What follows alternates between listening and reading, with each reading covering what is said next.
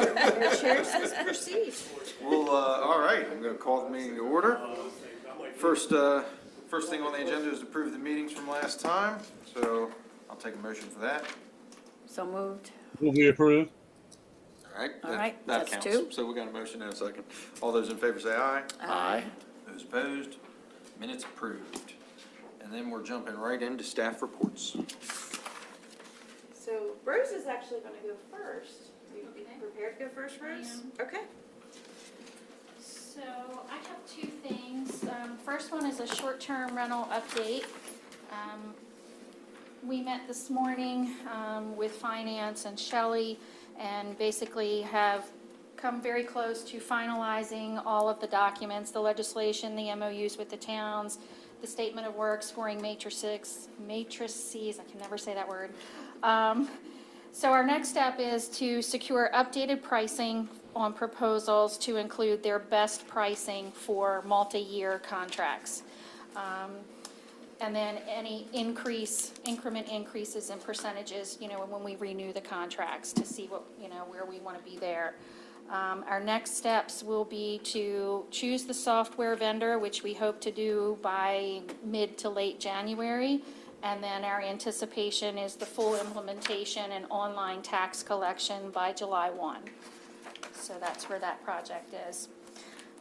When Jamie and I attended the Rural Maryland Council Summit last month, one of the sessions that we both sat through was, it was presented by a lady from Oklahoma, Becky McCrae, and it's called the Idea Friendly Method Explained.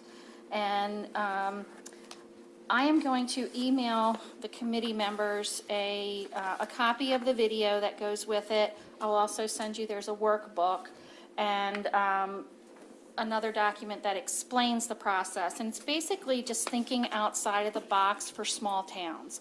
And Jamie and I thought it would be a good idea that maybe it could help spark, it's about you jot down your small idea. And the example they gave was a town in rural Midwest that wanted a movie theater. And, all the powers that be were like, there's no way this can happen. We can't do this, blah, blah, blah. This group of students actually, their first drive-in was almost like you see on a Facebook thing with the kids in little boxes having their drive-in theater. But that expanded with ideas and grew to where they finally did and were able to have the movie theater. So it's an idea platform to think outside the box and take small steps towards a bigger goal of, how can we make this happen versus everybody just shutting the door saying, nope, nope, nope. It's what small steps can we take to get there to where we want to go. So we are going to send that out, and we'd ask if you'd take the time to maybe consider, if there's something that you'd like to see in Kent County that we don't have, or, that we can start working through the process and maybe get there. So I just thought we'd share that. Then maybe we'll put that on unfinished business next week to kind of go around and see what ideas everybody had. I know Judy and I talked about it because she was at the same meeting, and we said, what kind of ideas did you have? And we kind of shared a little bit. So I think it would be great if we all give it some thought under that pretense. The video we actually had to pay for. I mean, we've got access to it from being at the council, but we want to we'll send it around in an email, but we do ask that you do not share it because it is their video that you normally would have to pay for. Ready for me? That's me, I'm done. Okay. So on the tourism side, Upper Bay Best Bets, which is a collaboration with Kent, Cecil, and Harford counties. What's it called? Upper Bay Best Bets. Best Bets? Say that Upper 3 Bay times Best fast. Bets, yeah. We are all collaborating together and attending the Pittsburgh Travel Showcase, which is January 19th to the 21st. So we have all three split the cost of a larger corner booth in a really good spot at the convention center in Pittsburgh. We'll be there all 3 days. Katie and I created an online form for a raffle submission, which is a way for us to capture leads where we can, enter this information for our tourism newsletter. Cecil County and Harford County will get the same lead captures to do with what they want. The prize for the raffle is going to be a day in each of our counties with a night at each county and a dinner or, gift certificate for a restaurant in each county. So the hope is that we can get someone, to travel through all three over the course of 3 days. We are also working with Shore Studios to obtain updated video and photos from events and towns. Dylan, who I guess, is he owns Shore Studios, Rose? Dylan? Yes. Attended downrigging for us and provided us with drone footage and photos from downrigging, and we were really pleased with what he was able to get us. So moving forward, our next event that we are tentatively hoping he'll do is Dogwood Festival in Galena in May, with the hope that he can also get footage that day of the town in its entirety as well as the Dogwood Festival, just so we can kind of update our images and, galleries that we have. Our team organized another career day with Miss Andra Anderson from Kent County High School. And we kind of tried to expand on what we did last year by having the students, they came here. So this year, what we did was we had 30 students and 3 chaperones on November 28th. They started their day at Creafield with a tour. And then they came here where Jamie and Katie led them on a tour through the building. So they met with planning and zoning. They came up to our office. Rose had put together swag bags for each one of the students to take with them. After that, they came down here, and it was right before a commissioners meeting started. So they all got to sit in the hearing room and had a quick 10, 15-minute Q&A session with all the commissioners, which was really nice. After that, they split up and went to Modern Stone Age Kitchen, and then flipped back and forth between the visitor center and the town hall, and then ended their day at Hodson Hall at Washington College for lunch. And we received a lot of really positive feedback from that event. That's a busy morning for them. Yeah, it was a busy day, but yeah. Last year they came here, and I think it was just here and Washington College last year. So we had a goal to, have them see, and it was all 10th grade students. It's their first year with the Next Gen Scholars program at the high school, and it's their first, big field trip. So it turned out really well. Yeah, good. You're up, Jamie. Done? Okay, I have a couple of, Katie is not feeling well today, so she's online, but she is home, so I'm going to give Katie's update. She met with the Upper Shore Regional Council, Queen Anne's County and Cecil County, and all of the mentors, the end of last month regarding the Business Mentor Program. The initial push will be for additional mentor recruitment, while onboarding the interested individuals who have already requested a mentor. So getting those mentees matched with a mentor. And once we confirm the agreements, then we'll be ready to go. Katie and I attended the Upper Shore Regional Council luncheon at the MACO conference, and she gave them an update on the program as well. We met today with Queen Anne's County, Cecil, and the Upper Shore Regional Council to finalize the details of the 2024 Micro Ag Grant Program, and there has been a change as of today. The program, last couple years, we started it January 1st through January 31st. This year, it will be January 15th through February 15th. So that change was just made today, so we will be updating that information. Each county has $3,000 through the Upper Shore Regional Council to do a tech grant, and Cecil County's Economic Development Director is working on the details for that program. He's actually from the tech industry, so he said he's would like to see the businesses focus on like cybersecurity or upgrading servers to be so that their data is safer. So he is working on some details for that program, and then we'll roll that out. Depending on how big the grants are, it might only be 1 to 3 grants because $3,000 doesn't go too far. That's for all 3 counties, is the $3,000? $3,000 each county. And that one person is doing it for everybody? The Upper Shore, no. Who's that guy then? Okay, the director for Cecil County, who is Bill Sorensen, he is working on the details of the grant program. Now, we'll be rolling out our own. He's just I see. working on the details. Okay. Because that's his expertise. Gotcha. Yep. Katie also completed, actually with the help of the entire department. The updates to the brief economic facts, and once Commerce sends an updated version, we'll share that with all the commission members. So that was recently updated. So that project is complete, as well as the Enterprise Zone annual report that we had to submit. That was completed yesterday as well. Can we go back to the micro ag grant? Yes. Can you tell me what the outreach plan is for that grant? We will, and we talked about that today, it will go out in the newsletters, it will go out on What in newsletters? social media. All 3 counties have monthly newsletters that go out, so it will be in there. and The it will ag be newsletter, the economic development newsletter, or? Economic Development newsletter. And then social media outreach. No, okay. No sharing with key players to get it out, or working with Extension, or? I mean, all ideas are welcome. Extension is part of our review committee, so all ideas are welcome. They did not want to do any regional marketing this year.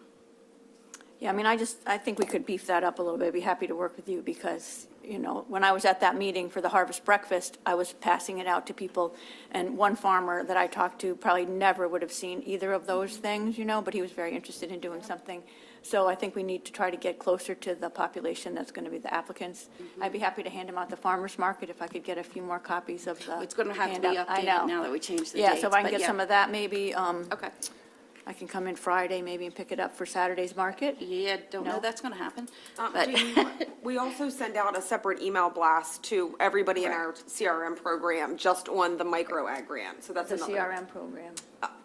customer relations management. I So don't know who that would be. it's a Rolodex digitally, basically. So it gets blasted out to, we have separate lists and it gets blasted out to everybody on those lists, on the newsletter list, and then other partners in the community. So that's another way that we reach people.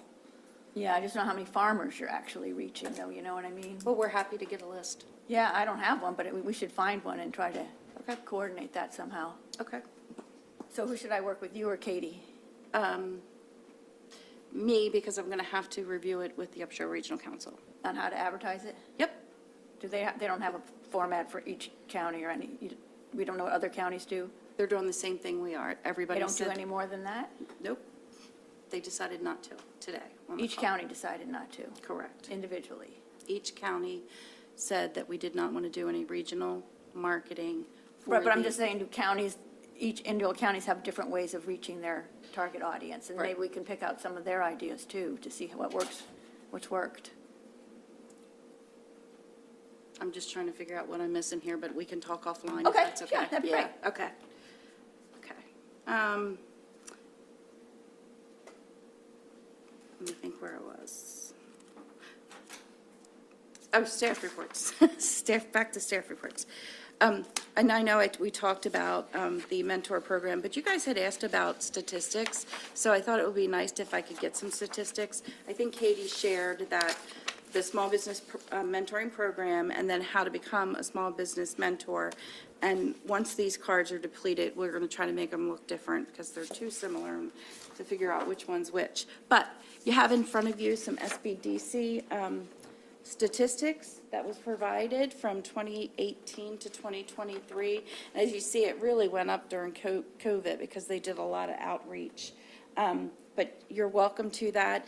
In addition to the data, I put our contacts on there. So Greg Bartow is our contact for this area.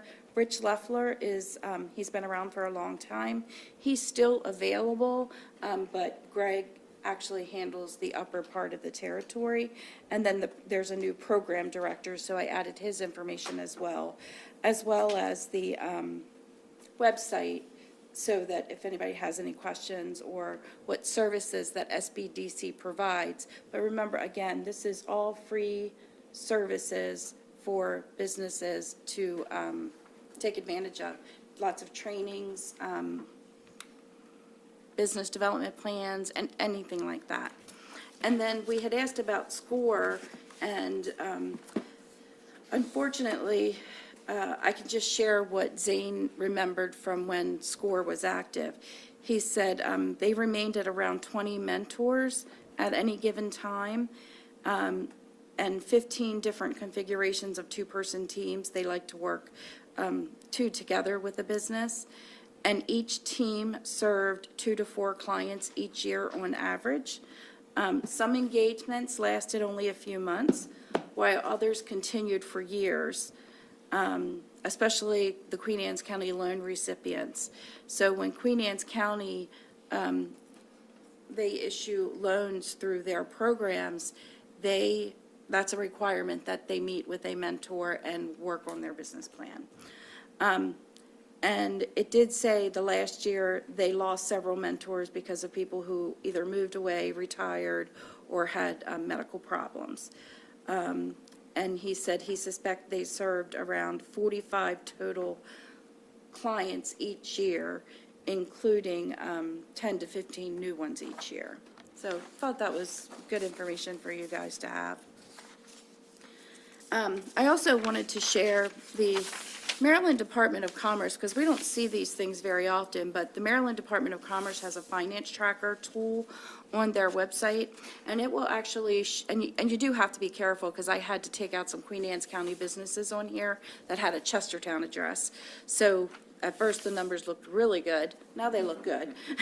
But this is from 2016 to 2022, and from the Maryland Department of Commerce through different tax credit programs, training programs, PWQ program, $6.3 million.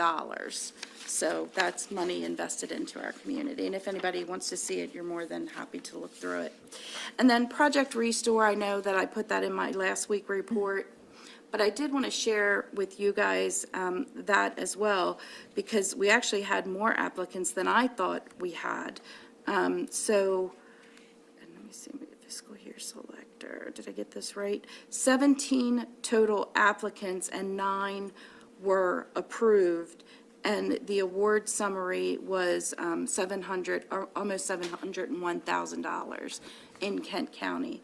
So again, Project Restore is getting ready to open again. We just know that it's going to look a lot different. I didn't quite understand that memo when you had it. Could you just explain that a little better? Yeah. Project Restore was a program through the Department of Housing and Community Development. And when they first did it, it was a building that had to have been vacant for at least 6 months. And then that program, we're a Tier 1 county, and Tier 1 counties the business could get 2 years of lease payments made on their behalf as a part of Project Restore and filling that vacant space that had been vacant for at least 6 months. The other part of the program was for operations, and it was based on sales tax. So you had to be a business that collects sales tax. And that basically they would forgive up to a certain amount of your sales tax if you met all the criteria. So there were 2 ways that you could get money through the previous Project Restore. It will change this time. One of the changes I've heard is the building does not have to be vacant for 6 months. It just has to be vacant at the time the business fills it, which should help with some of it. So so you have, is it certain kinds of buildings, like office buildings or? Any building where a business can locate. Okay. And then they give you money to sort of get it back online? I don't quite get it. No, so if, I'm trying to think, where we have a vacant building, help me quick. All right, Pick a mall, any mall. this building's vacant, and, all right, let's use one of the shopping plazas, that's a good example. That building's vacant, and I want to go put a clothing store in there. And I applied for Project Restore, and if it's the way it worked previously, they would pay for 2 years of my lease payments directly to the property owner, or, the landlord. So then it would be, and then if I'm a clothing store, I'm also collecting sales tax. Then whatever sales tax I projected that I would collect for those 2 years, I'd also get that money back to use for operations. Wow. So it was a really good program, and I was really happy that Kent County got 9 awards out of that. So we have 9 businesses that went into vacant places. Correct. Over 1 year? It was 2 rounds, and they were like back-to-back, so it was probably like within 6 months. Oh, wow. Yeah, and now it's getting ready to open again, but they are gonna run it differently this time. What we're understanding is that place-based organizations are gonna have to apply for the money, and then they are gonna be responsible for getting it out to the community. So like a Main Street, a chamber, an economic development organization would apply to be a fund manager. So we're not sure how it's all gonna look yet, but those are the changes we're hearing so far. They're saying early January, so we're hoping we'll get more details soon. Okay. How did the sales tax work? Did the business still collect it and remit it? And they got a reimbursement? That's a good question. Yeah, right. I think they collected it, but they didn't have to remit it. Sorry, yeah. They collected it, reported it, but didn't have to remit it. So then they got to use that cash back in their business's operations. But I'm not exactly sure on that part.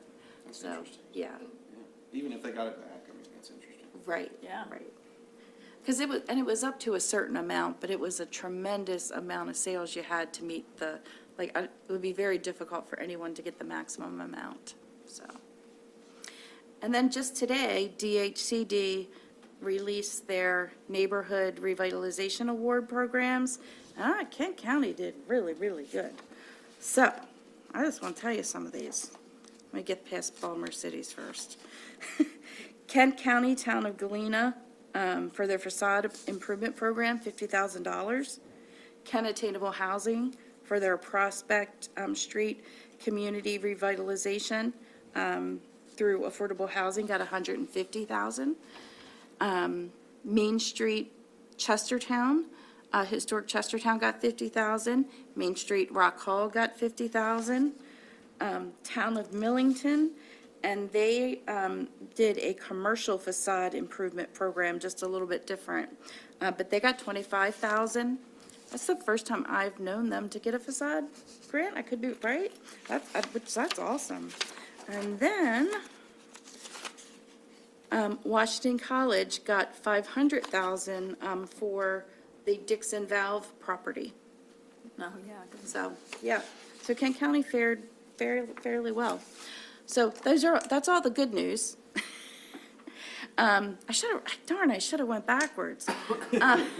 So I do want to talk about GDP real quick, because I read some GDP numbers here that we're not going in the right direction, let's say that. In 2019, the GDP for Kent County was $962,000. I'm just rounding. 2020, $913,000. 2021, it went up a little, $931,000. But for 2022, we're at $896,000. So now we're under the $900,000. We are ranked 24th in the state for GDP. So I just want to point that out. I know we don't like to hear the bad news, but I think we need to know where we stand and know what the data is telling us so that we can figure out how to turn it around.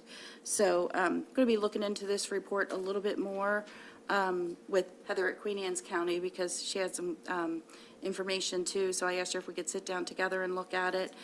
So we're going to do that over the next couple of weeks, and hopefully I'll have some more information for you guys on this as well. And that Yeah, is because it. you got to put it in context and see what's driving it, and we really need to know those. Right, how do we break it down? Right. But if the overall GDP is going down, it's not a good thing. Not a good thing at all. All right. Any questions? I think so. All right, since we covered the SBDC, the only other thing in unfinished business was the recommendation for a new member, and there's been a hiccup with that, so we're tabling that until next month's meeting, so y'all are stuck with me for another month.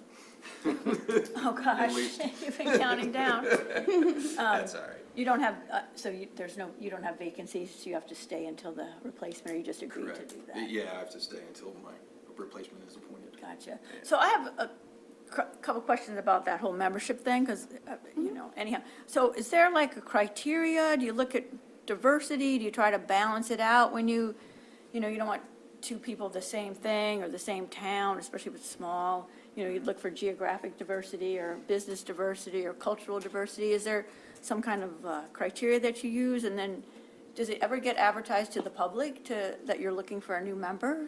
Well, we are always soliciting interest forms, and I've been doing it for years. But how do you get people to know to solicit? Okay. Anytime I talk on the radio, WCTR, I go on there once a month. Anytime I'm out in the community and I'm talking to people, I ask if anybody's interested. At the DCA meetings, at the Greater Rock Hall Business Association meetings, we always ask for interest forms. Okay. Fortunately, we've had a list Yeah, we have a of interested parties. We had a backlog of people that are interested. So until we go through those, and we're kind of like, because we still have some really good candidates on there right now. I don't really, I mean, we'll take interest forms at any time. Right. But we don't need them until we give other people that are still willing to serve the chance to serve if they are still willing and able. Gotcha. Yep. But I'd like to add that the county also advertises in the that's newspaper on a true, too. regular basis, both papers, Times Okay. Leader and the Kent County News. Just saying, if you're interested in any of our boards and commissions, so it's a more general solicitation, but we always encourage people to go onto our website and fill out interest forms for And any the- interest they may have. And the interest form is general, and the person applying chooses what. Gotcha, what yeah, they're that part I know. interested in. Yeah, yeah. Although it's not the easiest thing to find that interest form sometimes, but we could walk through that someday.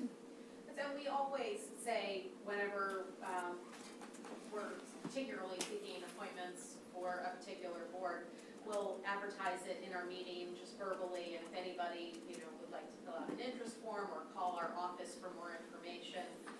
So we always welcome that. Yeah, that's good, thanks. All right, so we'll table that, and then we'll skip new business for now, since our special guests are here. So today we have Dr. Couch, Dan DeVillio, and Gina, I don't want to mispronounce your last name. From the schools to give us an update. So welcome, guys, and this table here has a mic if you all would like to come up there. Where would you like to sit? Wherever you want us to sit. Here? We're fine, Wherever. Jamie, I did send the slides to you. I don't know if anyone wants to project them or not, but I just did it. Oh, you Yeah. Just, Magic. if it's okay, we brought Yes. hard copies as well.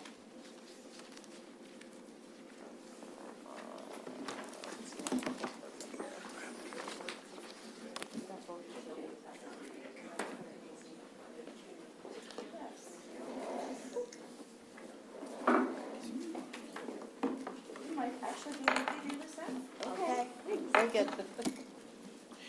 I just used my hotspot. It's because these two were telling me. Do what you to all I'm need like, some oh, copies? Okay. Do you need more copies, or are you good? Just a few more. Yeah, here's the extra, yeah. So thank you for inviting us. Our goal today is to just provide you with an overview of what Kent County Public Schools, what our demographics are, what challenges we have as a school system, what we're doing to try to navigate through those challenges, and then give you some basic information about where we fared with the testing at the end of last year. Of course, we've got new innovations that we put into place for this year, and we're constantly looking at our data, and we're making sure that we're making progress.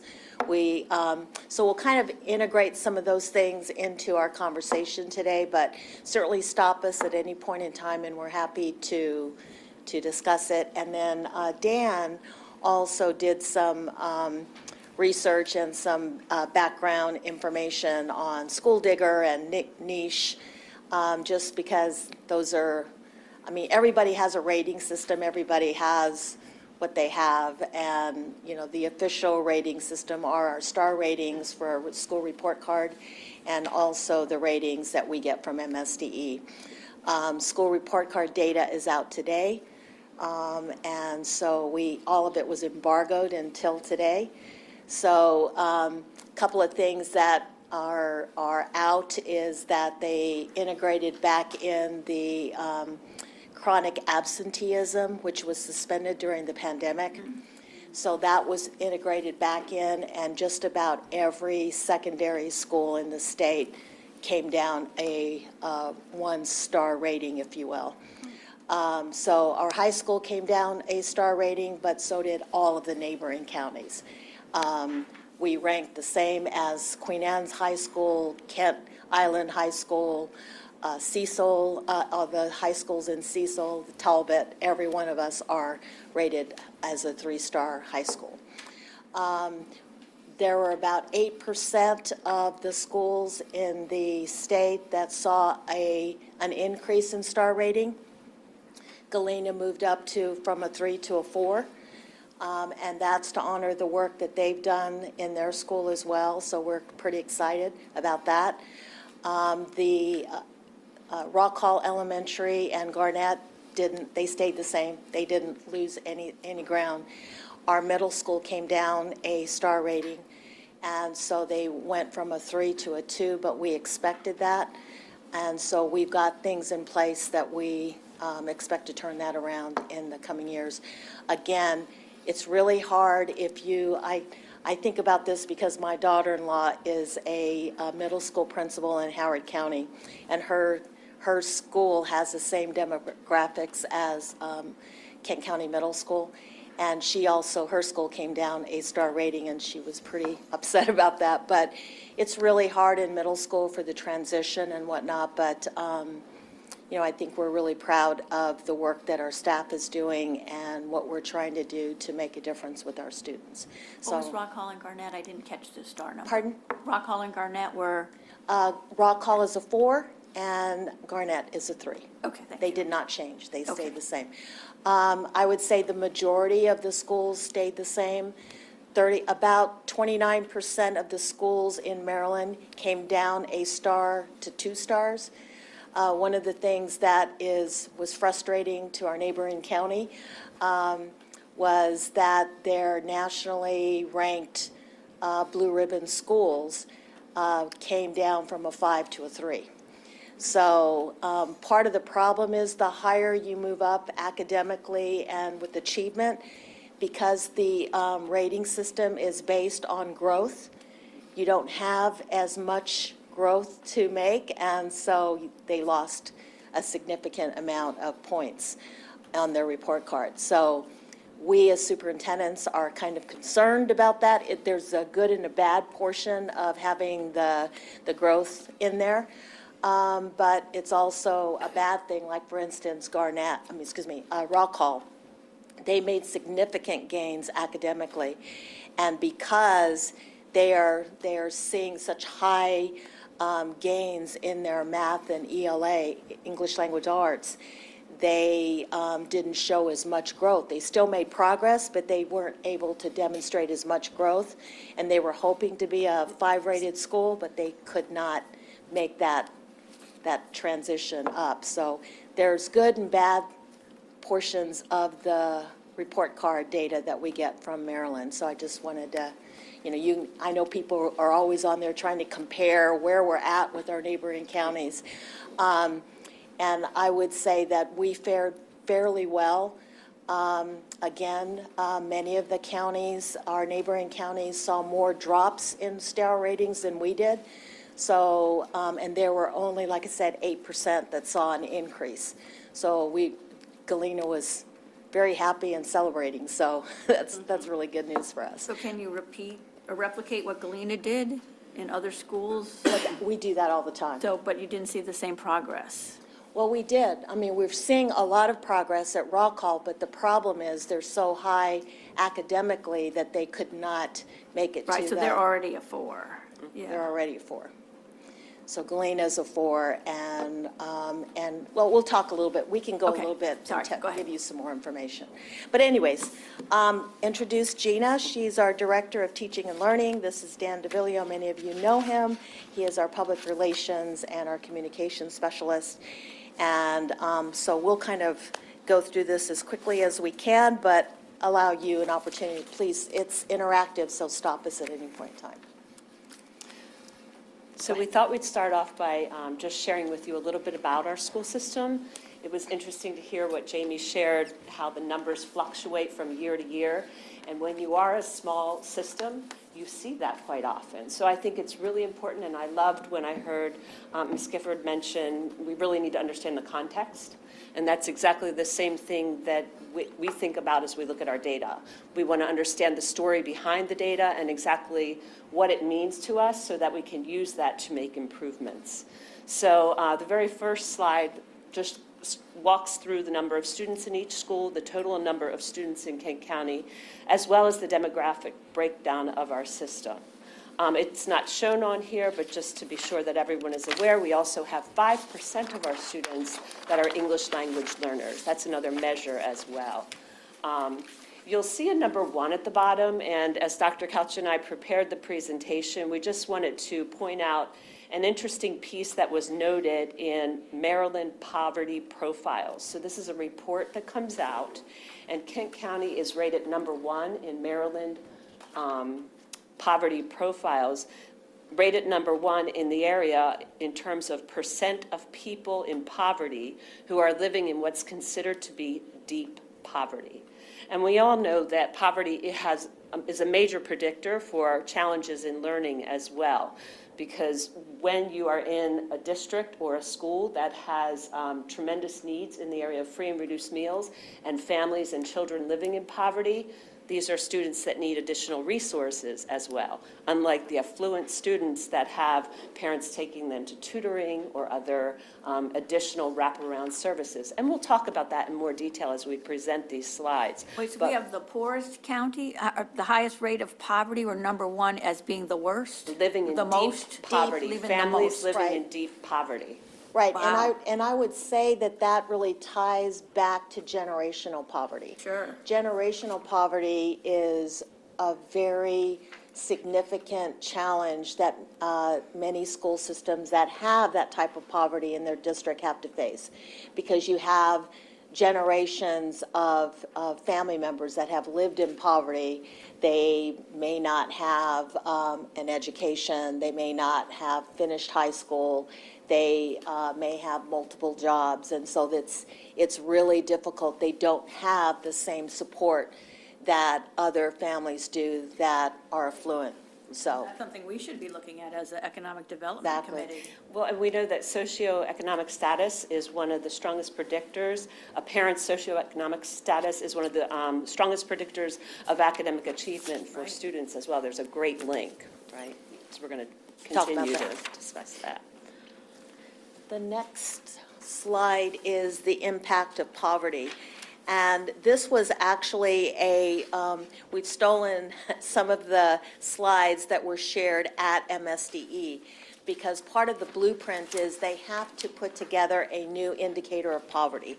Because one of the things that Blueprint was very focused on, or Kerwin, the focus on that is where can you provide the greatest need of support for those school systems that have to deal with poverty issues. And so one of the things that was important with this slide is they looked at multiple factors of poverty, looked at income, education, occupation, home ownership, household composition, and neighborhood. In other words, if you live in a concentration of poverty, if you're in a neighborhood that has generational poverty or deep poverty, you are even more challenged. And we have 2 of our schools that are considered concentration of poverty schools, Brock Hall Elementary and Garnett Elementary. So they have significant challenges because those families, you can't get out of this cycle of poverty. You don't have other, say, family members that have a more affluent influence on your children or opportunities that may be available. And so those concentration of poverty schools or neighborhoods are of concern to the quality of education that some of the children get, and also the supports that the parents can provide to those students. So this is a shift from the way schools have typically tracked and supported from state funding financially. Students that qualify for free and reduced meals was part of how we would receive our funding. And now they are expanding that, as Dr. Couch explained, and that's why we have those two schools that are able to hire a community school coordinator, both Garnett Flo Terrell, many of you know her, and in Rock Hall, Jory Mitzel. They play that role to be able to do outreach to families within the community and really help bridge that gap. So it's exciting to see that we're moving beyond that traditional definition and trying to really recognize all these different areas that impact a child's development and growth. The next slide is the distribution of tiers of household characteristics, and this is important because in the next slide that we show you, we're going to be able to compare where we fall within our neighboring counties. So just to be clear, Tier 5 is the highest poverty level that you are living in. So Tier 5, you'll see the median household income is about $48,000, and that could be a family of 5 or 6. It could be a family of 3. And then you'll see home ownership, single parents. You'll see that almost 71% of the parents in a Tier 5 characteristic are single parents. They have very low education. Blocks of groups, it means how many concentrated groups do we have throughout Maryland. So those are the concentrated groups. And then the block groups, the percentage. So Tier 5 is red. Tier 4 is orange. Tier 3 is yellow. Tier 2 and Tier 1. Tier 1 is the more affluent families. Those are the dark green. The lighter green are the next level up as far as affluent neighborhoods. And you'll see that their home ownership is greater and their educational level is greater, and then the number of single parents within those green and light green areas are very small as far as being a single parent. So that is kind of your guide to the next slide that we'll take you to. Want me to take this? Yes. So on this slide, basically, we are pointing out various Eastern Shore counties, Caroline, Cecil, and you'll see Kent. And as you look at the graph carefully, one of the things that jumps out right away is you will notice that Tier 1, that darker green, we do not have we do not have that visible on our particular section of the graph. However, we're also showing that we have the greatest percentage of students in that Tier 5 status. So based on this report, 70% or more of the census blocks in Kent County reside in both Tiers 4 and 5, which again is part of the context of our story. When we look at our student data and we look at raw proficiency, we're really looking at one factor. And if we're looking at student growth, which is now something that I believe our board as well as our state they're finally beginning to change it so that we're looking at both. We're looking at those that are meeting that raw proficiency and those that are showing growth along the way. Because what we know for sure is that it's significantly more challenging to grow up poor in a poor neighborhood than to grow up poor in a better resource neighborhood. So those students living in the communities that are considered concentration of poverty communities need additional support all the way around to meet that success. By calling attention to the lack of opportunities for children in poverty, I think that's where we really begin to uncover those inequities that exist within and across our county. Right, and then one of the things that I wanted to point out is when this information was shared at the state level, and this was shared with the assembly, the delegation, and all of the senators, and also with the State Board of Ed, Kent County was in the top 5. So we have 24 jurisdictions. We were in the top 5 of districts that are very highly our high demographics of high poverty in our district. So we're going to share some data a little bit later on that shows you the challenges that all districts have that have schools with high concentration of poverty, but we are one of 5 school systems that have all of our students that qualify for free and reduced lunch, because we now are in the community eligibility provision, which means because of our high concentration of poverty, we offer free lunch and free breakfast for all of our students. So that, again, is an important aspect of that, because if kids come to school hungry, it's really hard for them to learn. So that it was a huge opportunity for us to provide those free lunch and free breakfast opportunities for our kids. Being part of Kent County Public Schools for 30 years, I can tell you that they have really made some strong investments. For example, we were one of the first districts to offer full-time pre-kindergarten to all of our students in the county when other surrounding counties weren't doing that. That is another piece of the blueprint, but that's an investment that our community made. We said that's really important, and we want to make sure we commit funding to that area.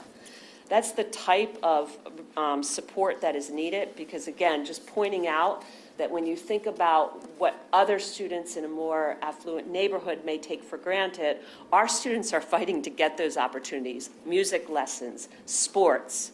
Dr. Couch mentioned nutrition, a great breakfast. These are things that, again, every bit of that, there's a price tag that goes along with it, but we are dead set and determined to make sure that our students don't miss out on any of those things, including what you've heard now most recently, supporting those mental health needs with additional social workers and counselors. Every time we do that, that's an investment in our students. So, and then one last thing that I wanted to share is, I know sometimes we get caught up in the past about, well, where was Kent County in the past? 30 years ago, you know, we did so much better academically. Well, 30 years ago, we only had 30% of our students living in poverty. Now we have 70% of our students living in poverty. So it's very significant, the differences that we have from then and where we are now. Did you say 30 prior and now 70? 70%. Make sure I heard that right. Have we lost more of the green people, so to speak? You know, the higher income people, is there flight to private schools, and that's part of the reason, or why Well, is that concentrated more? Yeah, I'm sure that's some of it. I do not think it's all of it. Right. I do think we have a high homeschool population, which affects, I think, every school system in the state. For instance, when I looked at some of the private schools that were graduating students last year as seniors, for instance, Gunston, we only had 8 of our Kent County students in Gunston. But we do have other private schools. So Right. that does play into it. I think that very much does.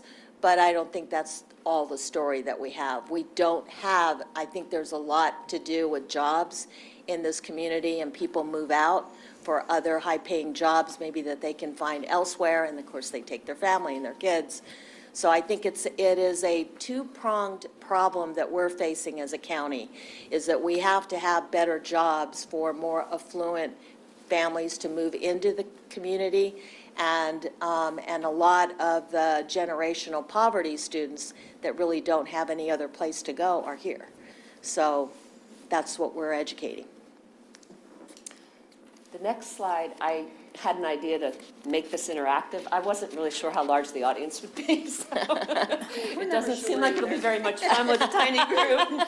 But I thought, we'd put these quotes up here and just ask you if any of those sort of resonate with you as you look over them. So I won't put anyone on the spot, but if you do feel so inclined, we'd love to have you kind of think about them and share if any of them stand out to you. Again, these were data pieces that were presented by MSDE.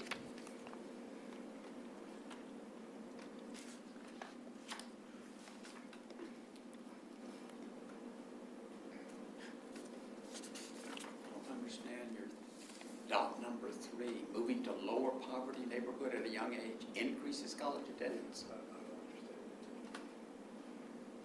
what we want to. because it's low poverty, it's not high poverty. Lower than what they So are. moving to a more affluent area at a young age. Yes.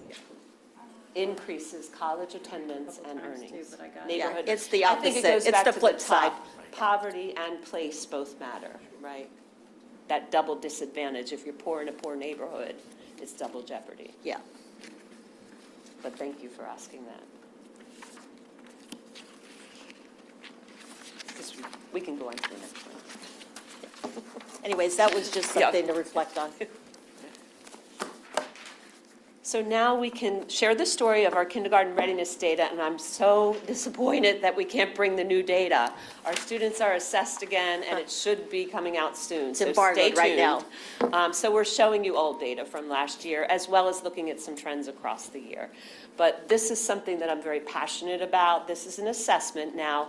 Although it's called kindergarten readiness, they take it at the start of their kindergarten year. However, it's really measuring the success of their previous experiences. So it includes those that attended our school system in pre-K, which for our students, we have about 80% of them attend our pre-K and then move into kindergarten. But the other 20% come from local child care providers or daycare providers, or some at home, some stay-at-home moms that work with their children and wait until kindergarten to enter. So we take them, this is an important assessment, and it measures multiple areas: social foundations, language and literacy, mathematics, physical, and well-being, motor development. So just to share with you, when the kindergarten teachers give this assessment, they work in partnership with the pre-K teachers, special education, EL, and it's all done by observational. So it's done in the classroom setting, and they have specific look-fors that they walk around and assess. For example, physical development, it may be how well they're able to follow directions in a line, can they stand on one foot, these are just some examples. But mathematical thinking and the language and literacy are done either one-on-one or in a small group of 4 with the teacher, and it's very specific to the standards that are developmentally appropriate for that age. For example, put the teddy bear under the table. They're measuring, does the child understand prepositions? So it's very developmentally appropriate for that level. Our children have from the day they enter pre-K up until October is when the window closes. So they have a nice amount of time to really measure all those different areas, and then we hit submit. And we see, how did our students do compared to all the other kindergartners across the state? So when we look across the years, for many years, Kent County was one of the first school systems to do what's called census administration. So right from the get-go, we were one of the few that always administered it to every kindergartner in our school system. Some of the other districts only gave what they called a portion of the students. So the state would give them a % that they had to assess. They did not do it with everyone. Well, our scores have been recognized across the state, our student readiness scores, because of the work being done both by our pre-kindergarten teachers as well as our families and their support with this, because it is a partnership. So last year was the first time ever we took a dip. And talk about the context, I just had a knot in my stomach. We dug into that data to see what in the world was going on. And basically, we looked at all the student groups, tried to pull it apart and see what happened. And one of the things that we discovered was the administration. And a system that was borderline to how we were performing made a shift, and we adopted that shift this year.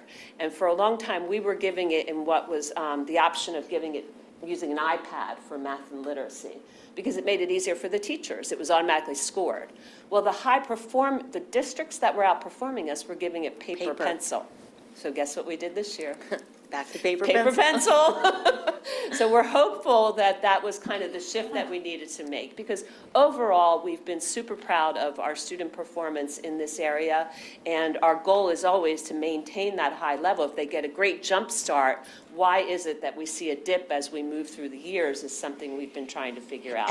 And what I would note is it's the students that have to use the technology, the iPad. And so we felt like, well, maybe kindergartners, it's harder for them to use an iPad to actually take a form of assessment. So going back to paper pencil, especially when we looked at others that were doing well, we thought we probably just need to go back to paper pencil, because maybe that is the better way to assess kindergarten students. Can I just ask? Yes. a dip over the course of their education? Where are you seeing that dip predominantly? In which of the four Well, areas? no, K through, so I think that's. Oh, what I'm I saying, just along mentioned the- when we go from kindergarten to look at our state assessment, which begins in third grade. Right. So we don't see it carry over. So if they perform well in this, what happens and why aren't they performing at that same level in third grade? Right, That's I didn't part know of if it was first, second, third, you're seeing a dip, or if you don't know. Well, we don't exactly. test. There was we no don't- state There's no assessment. state Just till assessment third, in okay. first and second grade. It only starts in third. Okay. Now, we do have our own local assessment, which we've implemented over the last 4 years, which is our MAP data. And it is a form of, it's an assessment that the teachers provide to students the first 10 days of school, and we assess where they're at, and then we try to meet the students where they're at academically, and then we test them at the end of the year to see if we've made progress. And we give that to all of our students, even though there is not a state assessment, so we can understand better what we need to do to plug in their gaps. So when they are testing in third grade, hopefully they are at a better place. So what do you do with those students that you determine are not at their grade level, say at where they're supposed to be, or however you phrase it, in grade Actually, one? we're going to talk Right, about but some of that yeah. with the 3 Okay. through 8, but I can talk about it somewhat with this as well. Because what they do is they use that data to really target some additional support. For example, if in kindergarten it might be physical and motor development, they'll work at the classroom level, and they'll have some additional support to address whatever standards they might be deficient in to Yeah. help them improve in that Do you have area enough support to do that for the for the early population that needs it? Right. Yeah. Well, and I think we've been really fortunate in our ability to secure, again, one of the things we talked about is students that live in poverty need more supports, and they need additional opportunities and wraparound services that we can provide to them. So I think with our schools that our concentration of poverty schools, we've been able to identify additional supports for those kids. But I think that our principals have been masters at creating a schedule that allows for intervention and enrichment for our students based on where they are academically. And so we provide those opportunities, which many of them call academy time. And that's an opportunity where those kids get those additional supports on a daily basis in math and reading. And we'll talk a little bit about some additional reading supports and changes in how we teach reading in Kent County Public Schools and how that's making a difference with our students as well. We'll So talk that would about imply that consistency in the principles in our school system is very important. I just know what I read in the paper. I can't keep track of who's where when, but it looks like there's a lot of movement in the principal positions. I don't know if that's true or false, but, you don't want to keep somebody just to keep somebody, right? I get Right. that, but there should be, I think consistency in that position helps set the stage for all of that happening. Right. I think the only school that we've had a change in the last 3 years has been at at Kent County Middle School. Oh, really? And so that has been the change and that was a change that we made at the administrative level. Yeah, yeah. No, Right. yeah. I It mean, does help. Yeah, sorry, okay. That's good to know. And so this slide, so we can move forward with this, is showing the rank order, and although you heard the disappointment in my voice, we were still above the state last year. Although we took a dip, we were still outperforming the state in the area of our kindergarten readiness assessment. The next slide is showing how our scores ranked across various years. So again, you can just take a quick glance, going back because we've been doing this for a while now, from 2018-19. The green shows the students that are what's called fully ready. So they have a different rating system, but in order to be considered proficient or fully attained, they would have to fall under that green bar, which is really fully ready for kindergarten. So you'll see that we were one of the few districts that were significantly above the state average for many years, and last year we took that big dip from 53 to 43. And you can see how we compare to the state. We were a percentage point above the state, but please keep your ears tuned in, and I'm hopeful that we will be getting news soon about the new release of the scores for this fall. Which For brings us 23, to, you were paper and pencil again. This fall, we were paper pencil for the first time, so they've not been released yet. They should be released this month. There's still a lot of kids who Remember, aren't, share those with us when they're available? Yeah, Yes. sure. That'd be there's great. still a lot of kids that aren't ready. They're not green. So what they call that is they're not fully ready. When you Right. say they're not green, which is where we would want them to be, then you look at those that are in the blue column. So Right. the children that you would be considered should be perhaps screened at the school level by a student support team to look at, are there other additional supports needed, would fall in the yellow. Oftentimes, those in the blue, but if we were to assess again in December, they'd be fully Okay, ready. yeah. So I think they're the borderline, but it takes that extra oomph to push them Right, over, the extra right. time to get them over to the green. And again, this is given at the very first few weeks of school, so we can assess where they're at the beginning of kindergarten. So are they kindergarten ready? What do we need to do to get them to where they're at the level that they need to be at the end of the year? So this is valuable data for us and for our teachers so that we can meet the needs of our students as they enter in kindergarten. The parents also appreciate this. Every parent receives an individual report on their child, and it will go through each of the domains, and it will tell the strengths and the needs, and then also activities they can do at home to help support in those areas. So it's a lovely, artifact to be able to hand over to the parents to help them work with the children at home as well.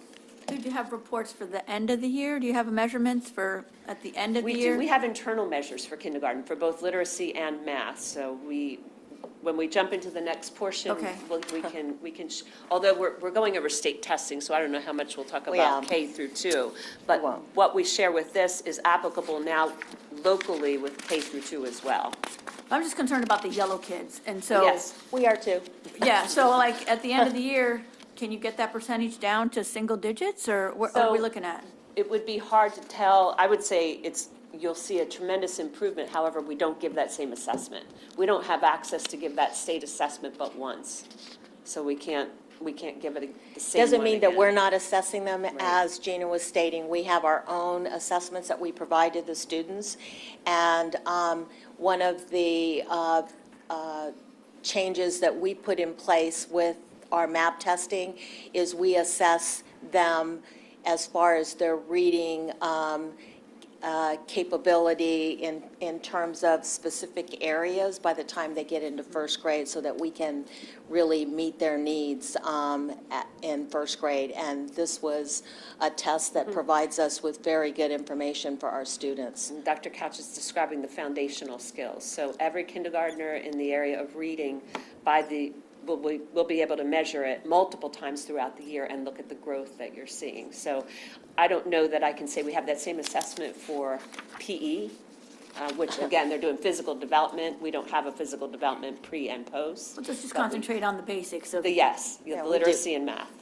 and so you don't have any idea how the yellow decreases at the end of the year? Well, we do. We Can do you, have you an can't idea. share that, or do you have any? Well, we can't compare, it's like It's not the comparing, exact it's assessment. comparing Well, apples and oranges. It's a can- different test. You can't do it in the beginning yourself and at the end, so you have a handle? You can't just do it yourselves? We can't use that same test. We We do, have our right. own internal measurements, but it's not the same.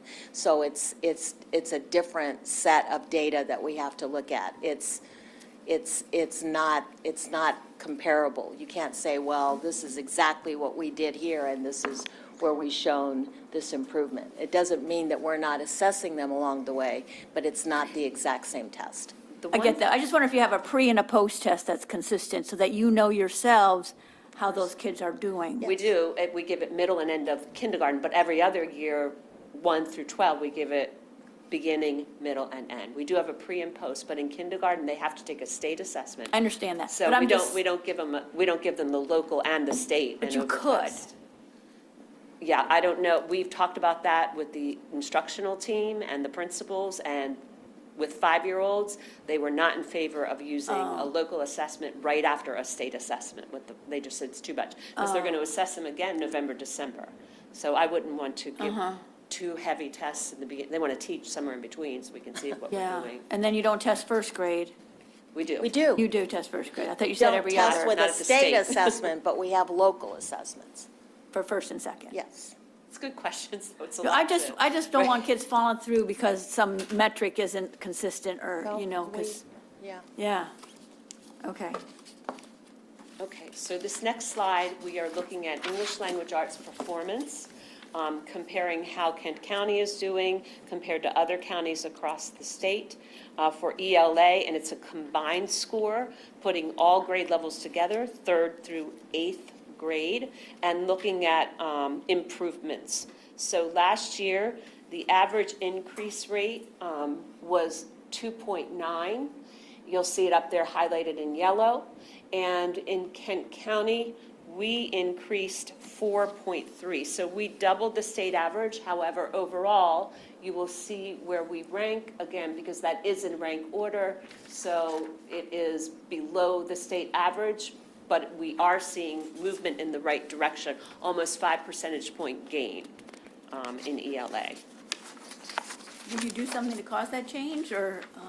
I think that's part of, and again, I'd love to be able to come back more, because I feel Yeah, it's like just- I would love to be able to talk specifics, because there are things that we're very excited about, that we're doing both system-wide and then specialized things that are happening in each one of our schools, but I don't know how much time Well, I we don't have. Just say yes, that's mean, good. Okay, Yeah. yes. As long as I know, you can replicate it, or you can watch it, and it wasn't some aberration, or Yeah, somebody well, left, or. what I would say is, I mean, I think that there might be a general perception that we're doing the same thing every year, and we're Hoping for not, something and different. hoping for something different, No, and I we're don't not. know, yeah. And so we go in and we do learning walks at our schools. We provide opportunities for us as administrators, our teachers, to go into other classrooms, see what best practices are being utilized at schools that are showing gains in their data, and then taking that and sharing it with our other schools as well. So we're constantly looking for best practices and finding ways in which we can improve what we're already doing.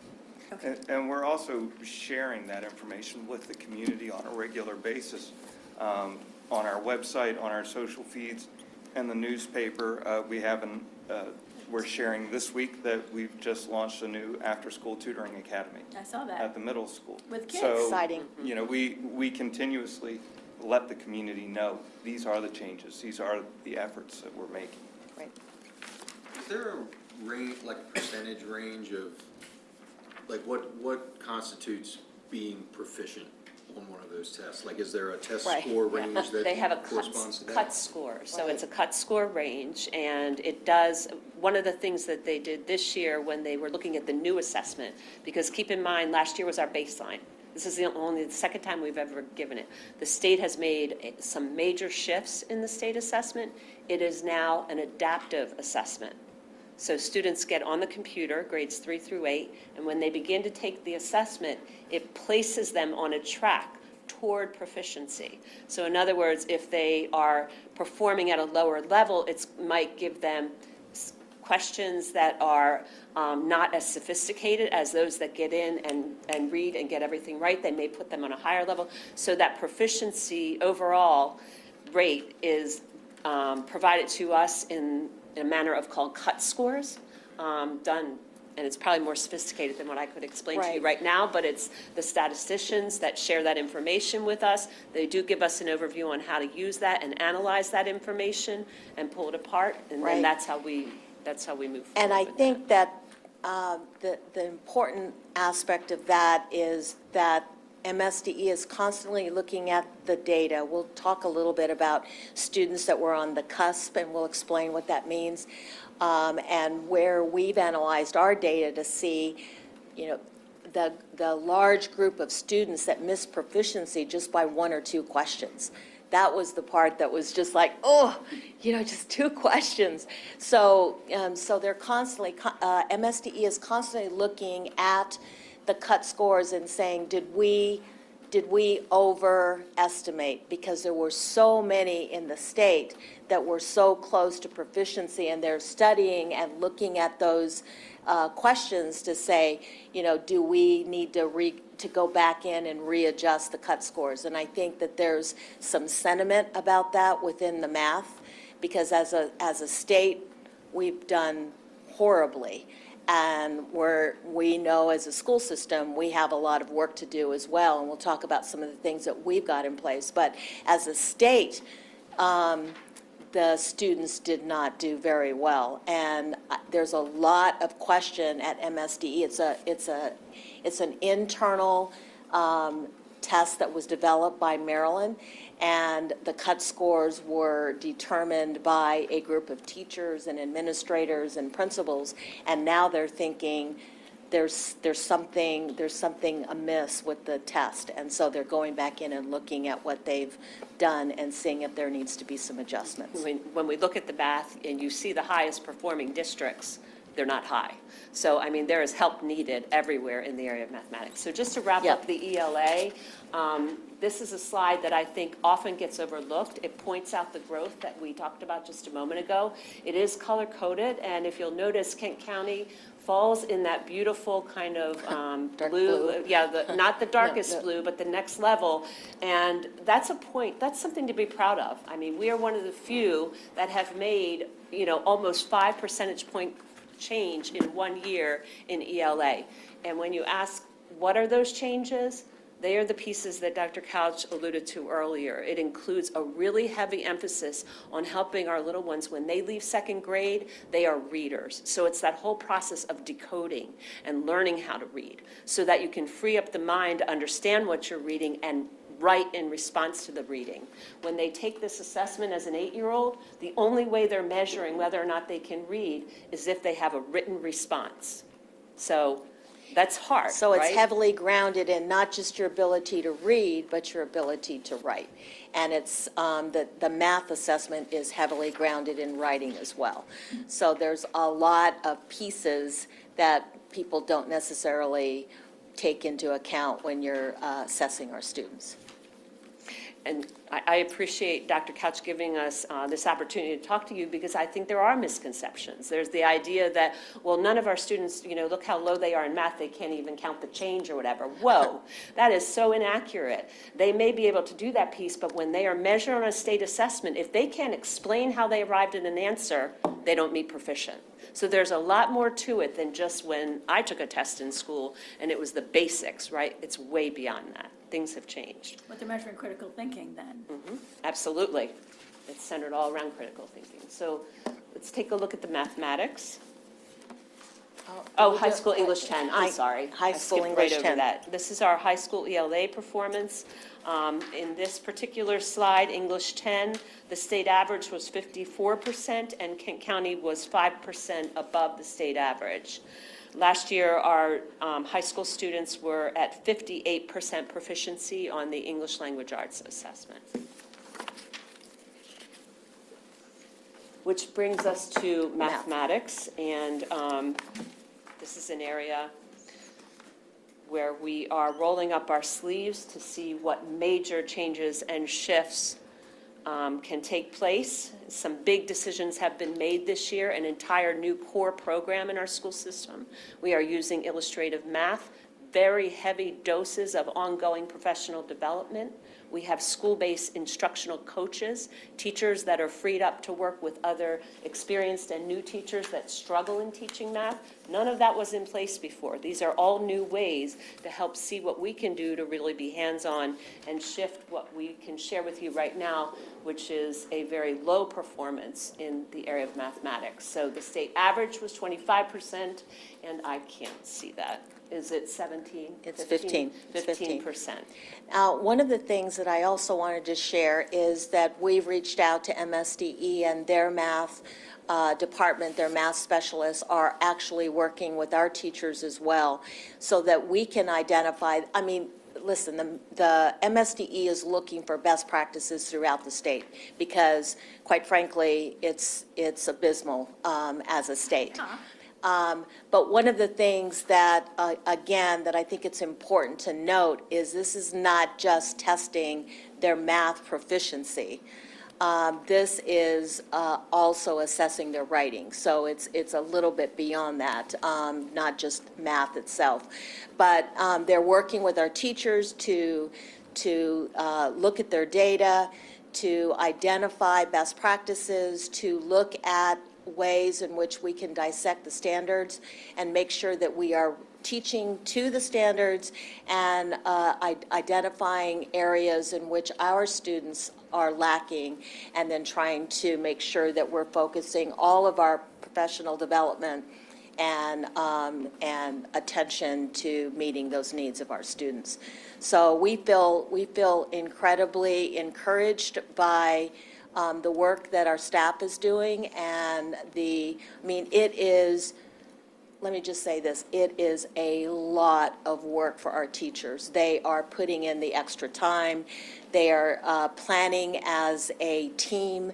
They are looking at their data on a weekly basis. They are, MSDE comes and meets with the math department, comes and meets with our math teachers, and they are really committed. They're reading a book in terms of math standards and understanding what it is they should be teaching and what can we do to identify and fill in those gaps for students that are, say, really far behind in terms of grade level proficiency, and how can we address that as a school system. So we are committed, our teachers are committed, and I feel confident that we're going to see, we're going to continue to move forward as a school system.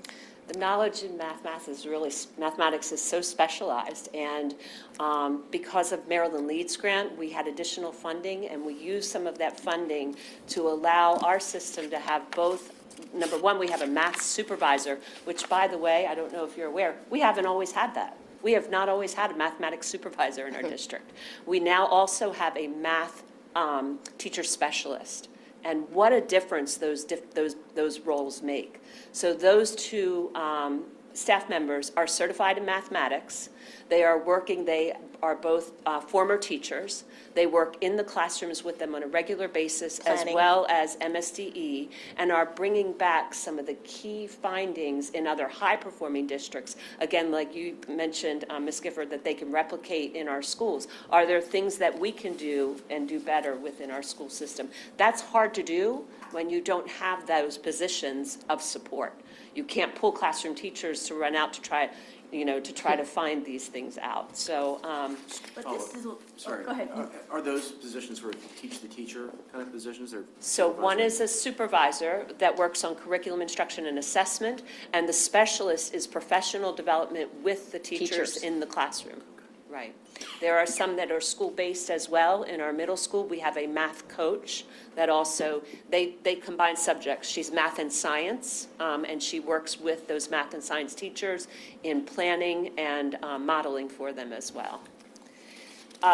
Another part of the context with math that's really important to understand, and we would appreciate any help in trying to help make this clear to others as they look at the data.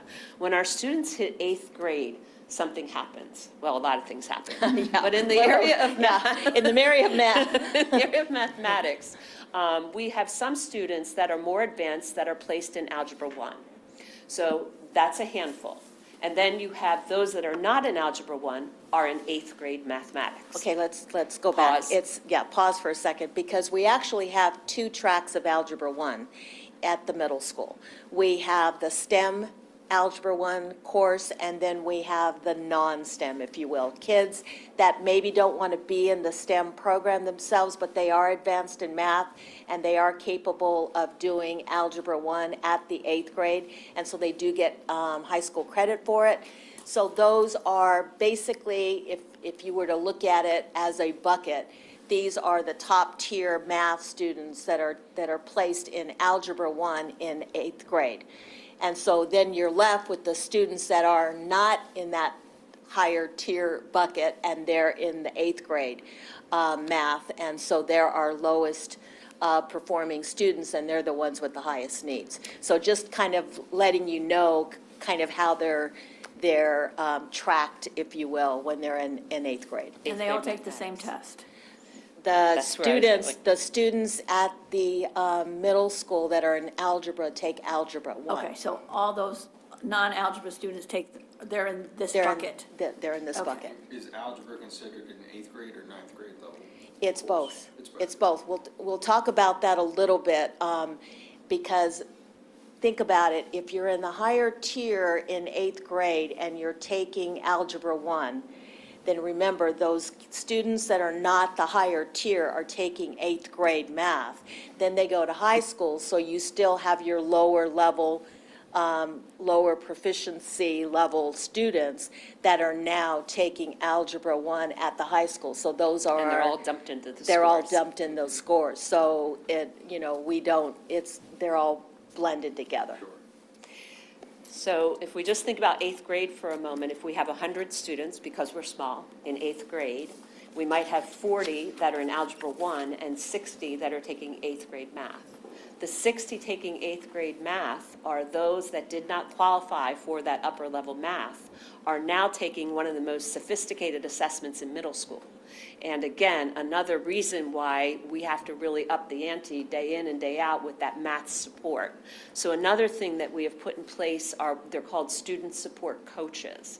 So these are tutors that come in, and we've had really strong success, particularly in our high school, in the area of algebra with some of that tutoring, but also with our 8th grade math. That was another kind of transformational strategy to try to say, what can we do differently? We're right in the backyard of the college. We have tried to work with them, and in some cases, we've had a little bit of luck. It's hard with scheduling with the college, right? And it's hard for consistency, and we know with a tutor, we really need a tutor to come 5 days a week consistently to be able to make a difference in that child's life. Right, and what I was going to say is the thing that we're doing differently in our high school this year as well is last year, Algebra 1 was because we're on block schedule, so it's a semester course.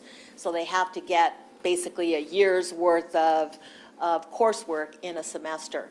We felt that wasn't as successful. So now we've spread it out, and it's a year-long algebra course.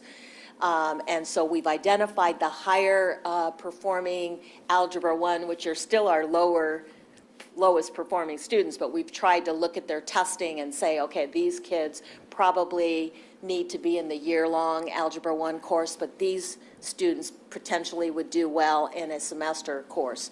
So we've got kind of simultaneous Algebra 1 courses working at this point in time. We're assessing the students that are taking the semester-long course to see where their proficiency is, and if we feel like they're not going to do well on the state-level test, which we'll have to give to the students at semester, then we're running them into interventions, and then we'll test them at the end of the year. So we're trying to identify and fill in and make sure that they have every possible opportunity to be successful. And this slide shows, again, we're holding up systems as high-performing, Howard County, that have all the resources in the world, and their performance is at 38%. So I'm just saying that's nothing to write home about. Let's be in this together and say, our students need and deserve that extra support to really be able to reach their full potential. There's got to be something fundamentally wrong that the state of Maryland has such abysmal, what is going on? We believe it's, honestly, the superintendents have been asking this question for a bit, and particularly with the scores that came out, we really feel that there is a flaw within the assessment itself, and that we believe that the cut scores are not where they should be. So And you're I saying think- that the students actually are proficient in math, a greater percentage? Yes. At functional math, or Yes. however you would absolutely. decide Yes, it? Functional absolutely. math. Yes, absolutely. so- And I think we'll look at the next slide, because this kind of gives you some really good data. Yes. I just remember hearing something, and I'm not going to remember it all, but either it was the previous superintendent that left or the new one that came in that made the announcement about the math scores needed to be looked at. And I don't. That was Mr. Chodri. That was Mr. Chodri. They, actually, their whole department came in and did a presentation for the superintendents and stated that they believe that perhaps the test is too heavily grounded in writing, and also the cut scores may be off. Jesus. So, So he's again, the current, remember. or he's the current superintendent? He's gone. So who's there now? Dr. Carey. Is Dr. Carey good? I don't know, she She just just started. Just started? She started a month ago, I don't know. I can't keep track. Yeah, okay. Well, we'll see. Yes. So Okay, this next slide gives a lot of hope because, oh, my voice is echoing. It shows students that are on the cusp in both ELA and mathematics. And that's a term that Mr. Shotery brought to our attention. It's really having us look at students that are all right on the borderline of proficient. Years ago, we used to call them the bubble kids. So they were sitting there, and with a little push, they can be moved over to proficiency. And I think as you just sort of glance at the slide, I mean, you can pick any grade or area. Let's look at third grade math. So in third grade math, we have 32% of our students at the proficient level. And then we have 19 students that are within 10 points of proficiency. So Which if is we 1 are- to 3, which is 1 to 3 questions. So if we are able to move them over, it would bring us all the way up to 48% percentage points, which would be, again, above the state percent of 40%. And you'll see the same thing across all of the different contents and grade levels, but some are significantly higher. I mean, if you look at fourth grade ELA, they would move from 47, and you have almost 30 students sitting there, right on the cusp, a couple questions away from proficiency. It would bump all the way up to almost 70% proficient. Right. And so again, I think that's another way that we don't just take this information and put it aside and keep doing what we're doing and repeating it. We are pulling this apart every day, trying to see how does it help us, what can we do differently? And I think, and going back to, I think this sentiment that, okay, you only have 38 proficient in ELA, so the others probably can't read. That's not what we're saying. Just because they didn't hit the cut score of making the proficiency doesn't mean they're not proficient. It means they missed proficiency by a small amount. They obviously are readers, but they just didn't do well on the assessment. So I think that there's this fallacy that if you are not proficient, then, or you didn't hit the proficiency score, then you can't do math and you can't read. And that's not what this means. So this leads us to our next Last- slide, which you will be our first audience to hear this. We're excited to share. So we're really proud of busy. this because I think that it really puts everything that we talked about, and these are our last two slides, and I think it really puts everything in perspective. So going back to what we talked about poverty, Harford County, who has a whole department of statisticians, they actually pulled the slide and shared it, and we were like, oh my gosh, this is powerful. And what they did was they took every elementary school in the state of Maryland and they put them on this plot. And what they did was, you'll look on the very far right are the schools that are high poverty. So if you're at the very far right, you are the highest poverty elementary school in the state. And then the far left are the affluent schools, elementary schools in the state. And so that they started by putting them on this plot. So you've got low poverty, low achievement is the very first box, and then high poverty, low achievement is the very far right. So they put all of the schools there, and then they looked at their proficiency level, and they said, where are they in this graph? So if you're a low poverty, where are you with achievement? And it's no surprise to you as you look at these charts that if you're an affluent school, you are going to be high achieving. That's just the way it is.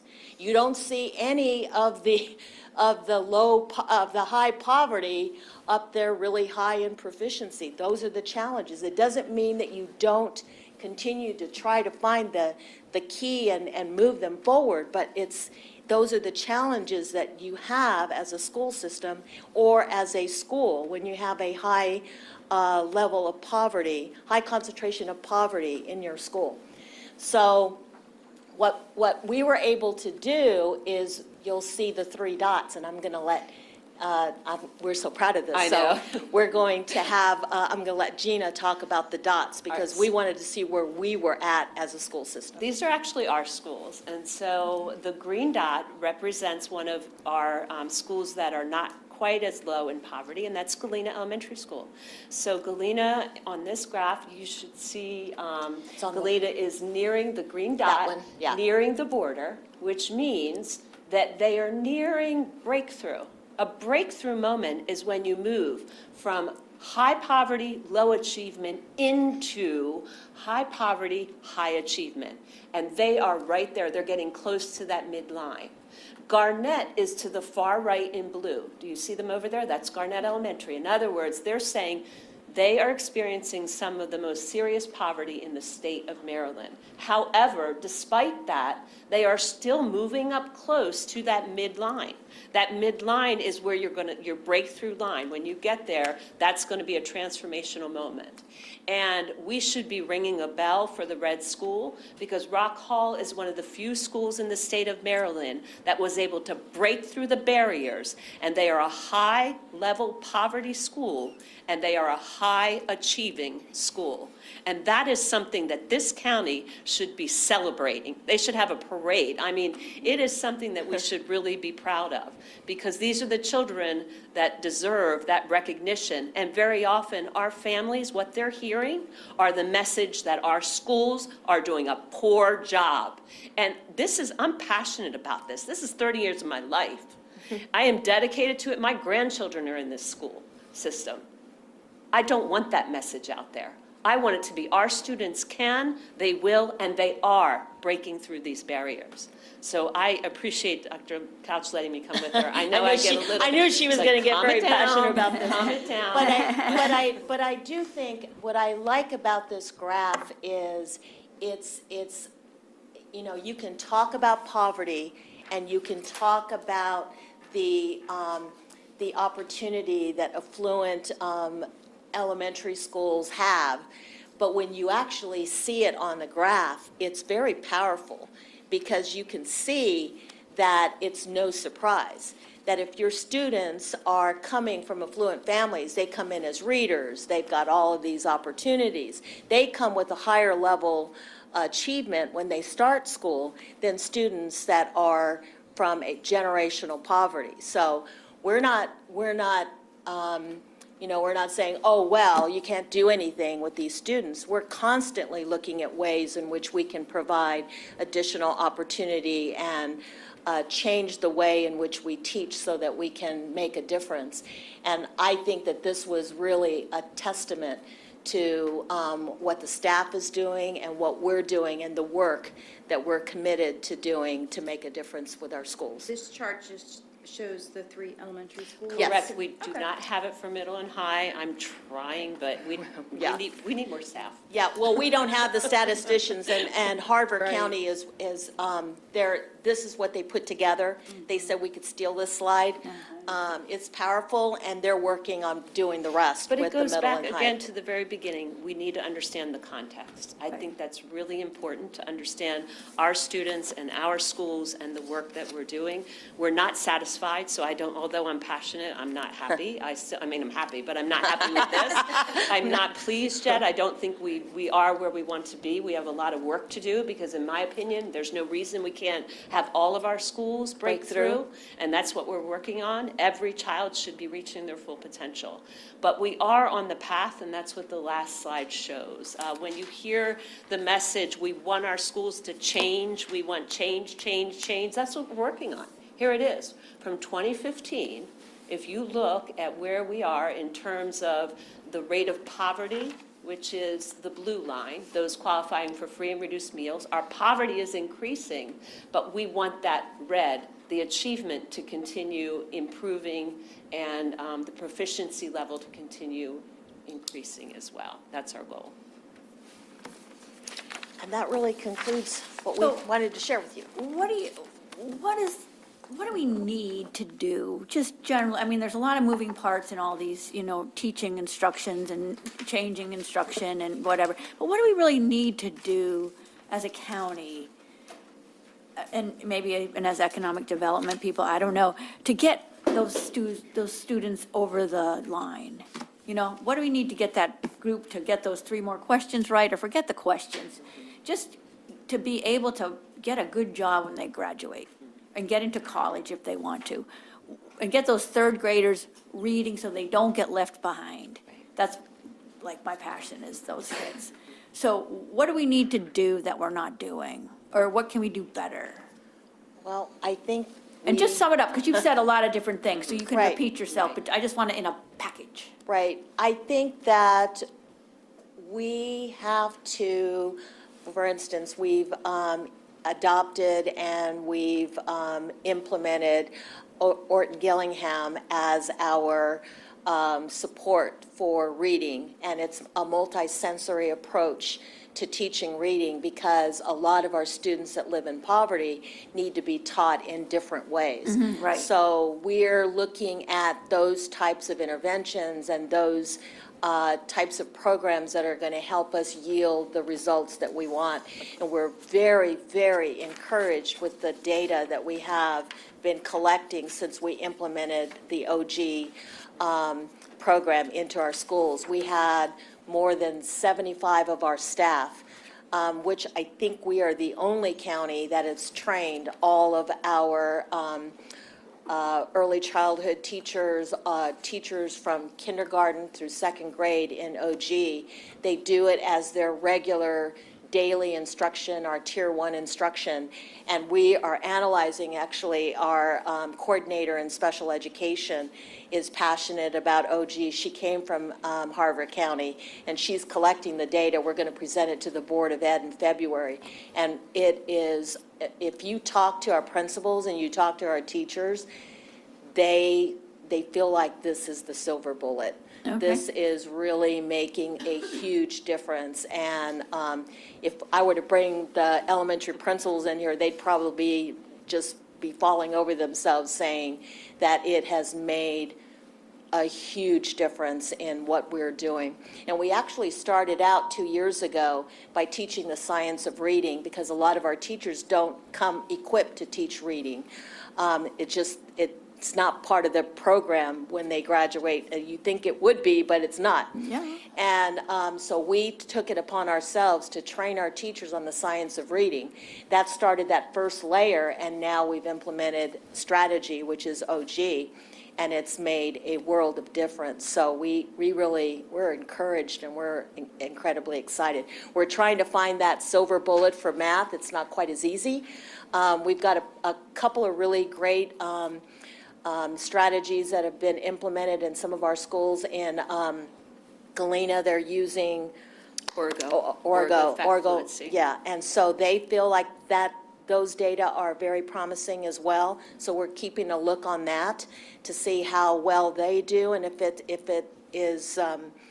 they achieve what we think they can achieve, then we will push it out to all of our elementary schools. But we're trying a number of different things, and we're constantly looking for that silver bullet, if you will. I'm going to go a little broader beyond, because Dr. Couch is absolutely right, that Orton Gillingham, I think investing in our system matters to me. And when I talk about specifics of investing, to make that program successful, our teachers have all been trained, the kindergarten through third grade teachers. So we have to retain those fabulous teachers. That's what I want us to invest in. What can we do to keep them here? They've had the training, they're making a difference. But if you start seeing teacher movement from year after year, teachers leaving or doing that, it's hard because you're retraining and starting over every year with new staff in a small system. That makes a big difference. So what is our turnover in teachers? I don't have the statistics with me right now. We've been working and investing in teacher retention, and also trying to hire a more diverse staff because we feel like that's important for our students as well. We've been able to reduce the number of teachers that leave, but quite honestly, a lot of our young teachers come to us, and when they leave us, they tell our HR department they leave because there's nothing to keep them here. There aren't as many opportunities. If you're a young teacher, you're single, there's not a lot of things to do as a single person here in this town. I mean, the town pretty well closes up at 9 o'clock, and there's not a lot to do. If they want to go somewhere, they they will go to Queen Anne or some other county Like where there's a lot to do in Queen Anne County. Well, but they're not, they don't close up as early as we do here. So, I mean, there are other opportunities, and some of them have boyfriends that live in other communities, other parts of the state, other states, Pennsylvania, for instance, and then they come here, they get a couple of years of experience, and they leave. And they go to join So their, there's no real pattern, there's not a real pattern, but no real disgruntlement of anything in the school system that you've seen in exit interviews that's causing them to leave? pay is obviously a big thing. We don't pay as well as some of the surrounding communities. Pay is, We have to be competitive. we try our best to be competitive with what we have, but it's not always as promising as it is to go to So another maybe we county. could come up with some creative incentives to, We have, them. we've written grants and we've provided some retention stipends, if you will, to our teachers and to our support staff. But the problem is those grants run out at the end of this year, so. yeah. I would say from a commission standpoint, we need to change the narrative. We need to, we're as a community in general, and I'm going to say it, we always go to the negative. And Not rather, all of us. not all of us, but as a community in general, we go to the negative. And if we can promote more of the positive things that are happening at the school system, might help change that narrative as well throughout the community. And promoting and participating, in the tutoring, or Dan's been sending out some press releases, which then Rose in turn is pushing out. If the commission members that use social media, push that information out as far and wide as we can, so that people know that, things really are happening, and what's happening, and the positive impact it can have. And if I could go back to an earlier question about what we need to do to get our students graduating to be successful in jobs. Our students are graduating. They are We have students successful. that are going to top-tier colleges and universities, graduating from Kent County High School in the last few years Right. alone. And they're going on to have great success stories. And Jamie, you hit the nail right on the head about what I wanted to say was, when you're talking to business leaders, employers, real estate agents, please send them to our website, send them to our social media pages. That's where you will see what our schools are. We have so much information about programs, schools, assessments, all of it on our website. Our social media pages show you the school climate. You see what the kids are doing day in and day out, and you see the success stories there. You see the changes we're making there, the new programs, the invitation for parents and community members to get involved. We're sending these messages out. And you, as the Economic and Tourism Development Commission, you can help us. You can help amplify that message as you talk to our employers and our real estate leaders and our business leaders. Yeah. Can I make a comment? Yeah, go ahead. Just as a parent of a KCPS student, I have an 8th grade son who's in the STEM program, National Junior Honor Society, and I just wanted to say, I don't think there is a lot of talk we're trying about all the things that happen behind the scenes. So the tutoring program is something new that he just got involved with, tutoring the younger kids. This year, he went from 7th grade into 8th grade algebra, and the first semester was a rough ride getting into algebra. So we utilize the math coaches at the school and the after-school tutoring. The 2 STEM teachers that he has volunteer their time twice a week, and he stays after school for tutoring for an hour. It's him and whoever decides they want to stay, they stay after and do it. There's a volunteer program. My mom is a retired vice principal, and she has been volunteering with Kent County Public Schools since she retired when my son was in the 3rd grade, starting at Rock Hall, now at the middle school, maybe through the high school, as long as he'll have her. I don't know how long he'll want Noni following him. I wrote other stuff down too, and I can't remember. And as parents, and I think you guys are open to any volunteers, I'm a volunteer at the school after passing a very thorough background check, which I appreciate that. But I volunteered at Battle of the Banner, the engineering program, did gingerbread houses and, field day and all of that stuff. But I think there's a lot of really, really good things that happen and that the teachers are doing and the administration is doing that it doesn't get focused on. I That can't sounds thank like, you enough for mentioning that. I just, to me, as a community, I'm proud to be part of Kent County, and we're here for a reason. We've lived here for this long for a reason. It's time to lift each other up, and that doesn't mean that we have low expectations. Trust me, I'm going to fight to the end to get them through that line. But on the other hand, try once in a while sending those positive messages like you're doing and recognizing our teachers and our administrators. I would put them up against any across the state. They will go above and beyond for every child in that school. Yes, and I've seen that. I'm a graduate of Kent County High School, but my son just going through from, kindergarten, because when he was in pre-K, we lived in Queen Anne's and he didn't qualify for pre-K. So we came back to Kent. But I mean, we've always loved it, never had an issue with the school system. He's always gotten the support that he needs. But I do think, like Jamie said, there is a lot of emphasis on test scores, and not to go on a whole tangent about it, but my mom, being an educator and administrator, had her own issues with Maryland state testing and how it's done. And I know my son has had issues testing low with mathematic tests because he is brilliant with math and can do it in his head and refuses to write out his work. He doesn't want to write it out. He can solve it. He's insanely proficient, Well, and we fight tooth and nail. So that's just another aspect of how those test scores can kind of be very subjective. And we're trying to be very strategic because we know that there are more students that are proficient particularly in math, that some of the students were fatigued and they didn't want to write. So we're emphasizing and we're working with them all throughout the year that they must write about what they're doing. So that when it comes to the test, it's not like something foreign and they just say, oh, I already did the math. I know I got the right answer, but I don't really feel like writing about it. They have to write about it, because if they don't write about it, then they don't get scores. I have They one more don't get. point. we can't see Dick on the screen. He's had Oh, his sorry. hand up. That's Okay. okay. That's okay. Thank you, Judy. If you can just hold on one Sure. second. Mr. Story, do you have a question? I do, lots of questions, but I do think we have a role for the Economic Development and Tourism Commission to accentuate the positive and look into other ways where we can be supportive of Dr. Couch and her team.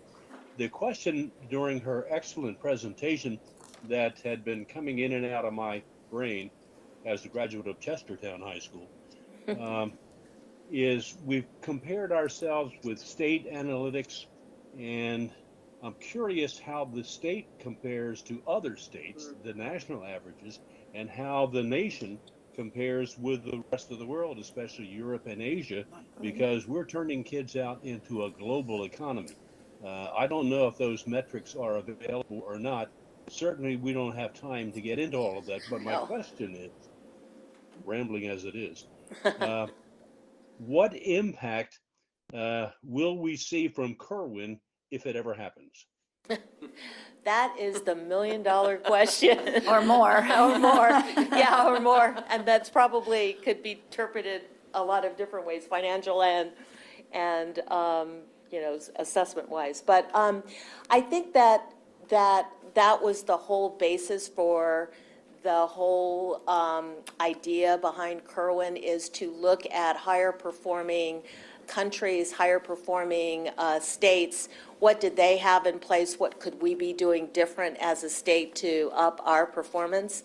And so I think that there are those data available. I just don't have them in front of me. And I'm sure that that is part of what the AIB is going to be looking at, which is the Accountability Implementation Board that is specifically charged with determining the success rate of the Blueprint and Kerwin. So I'm sure that those data will be available. I just don't know what it is now. But excellent point. I will look into that. Well, I think there's more to school than tests, and in school, and I used to host the extension offices, what do they call it, environmental outdoor, the outdoor, where it was, used to be third, and now it's fourth, it used to be fourth, now it's, we haven't had them for a couple of years, and, We just had one last week. we So did? if we get your name, I will give it to Amelia Marcosian. well, the extension office usually puts it together and does a tour. We work in collaboration with them. And so that you agreed to do it for this Yeah. year? Well, I know that we hosted one yesterday. I can check with Amelia to see if they were part of that. Right. I don't know, what did you host? We hosted an environmental program coordination across our county. Oh. So we had all different providers at the table to Oh, look at how okay. to support. So Beth And as Hill a matter probably of- was and there. Beth was there. Okay. Right, and as a Yes. matter of fact, we announced at our principals meeting today that 4 of our 5 schools are now going to be deemed as green schools. So we're pretty proud of their work in following through with the environment and making sure that we qualify, our schools qualify as green schools. Okay. Is there a- I've been on the tour for Yeah. decades. Okay. So Yeah. I'm sure I'll be on this. And the other thing I want to know is why don't you participate in the Upper Shore History Day? Oh, okay, I know what you're talking about. History Day in terms of the presentation, yeah. You need to have a individual who's willing to take that on. In a lot of the other counties, they're bigger counties, and they have administrators that are dedicated to certain content areas. In my last district, we were very much into History Day, and we always competed at the national level, but we had to have one teacher that was really committed and focused on that. So I know we can't do everything, we're a small school system. I know, but this is such a good program. I know it is. I mean, I know it is because like I said, in my last district, we very much participated in that. But I think right now, we've got a lot on our plate. We've got a lot of things that we're doing that we need to see some improvement is. And I don't have anybody right now that's interested in doing that per se. Doesn't mean that we won't go down that road at some point in time. So what qualifications does that individual have to have? Does it have to be an administrator or a teacher? No, or it could be one or the other. I know in my last district, we had a teacher that was very focused at the high school, that was dedicated. She has actually been recognized nationally for her work on National History Day, and it's a big thing. But it requires a lot of time commitment from the students, and it requires a lot of time commitment from the staff that have to oversee those projects. So we just don't have the capacity to do that right now. I hear you. Yeah, well, that's a shame. I wish we could do everything, but we can't. I don't want to make a long meeting longer. Yeah. But you mentioned earlier about the different rating systems like Niche and then School Digger. And Dan, can you just share a little bit of information about that? Yeah. And what We've done a lot of digging ourselves. and- But what we and- really should be looking at, opposed to what we should be looking at maybe skeptically? Yeah. Is that Yeah. the right word? I'd be happy to come back and give a very detailed presentation on that. Basically, what you're looking at, what you're referring to are for-profit school rating sites. And they have different revenue models. Some of them, like School Digger, they focus on compiling that information, aggregating that information from U.S. Department of Education records, and then they sell that database to other publications like U.S. News and World Report or other websites and things like that. A site like niche.com, they have a couple different revenue streams. One of them is advertising, especially for private schools.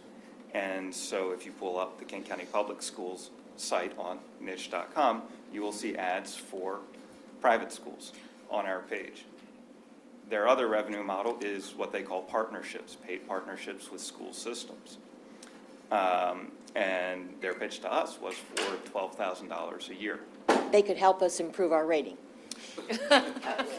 By, Sounds like Yelp. Yeah, that too. and that is their entire model, is Yelp, is basically Yelp reviews. You get more people to leave reviews. We have 8 reviews.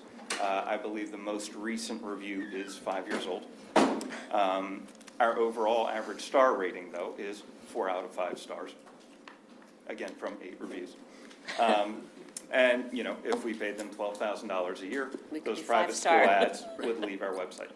Right, and they would help us to get more community members and staff members to leave reviews, which would in turn up our scores. And so honestly, I could see better use of $12,000 than paying them. And that's why I say, really, our site, our own website is the best resource for our schools. It really paints the most complete picture of what's going on, what our philosophy is, what our plans are, our programs, our contacts, all of that information. Our website is the encyclopedia for Kent County Public Schools. I have a question about the programs and the engagement, like the after-school programs and things. So, I think that Kent County, on the business end, has a reputation of being low engagement with like recreational businesses and things. So, what engagement level do you see with the kids coming to after-school programs and some of that, especially among the kids who really need it and are in the high poverty zones? Right.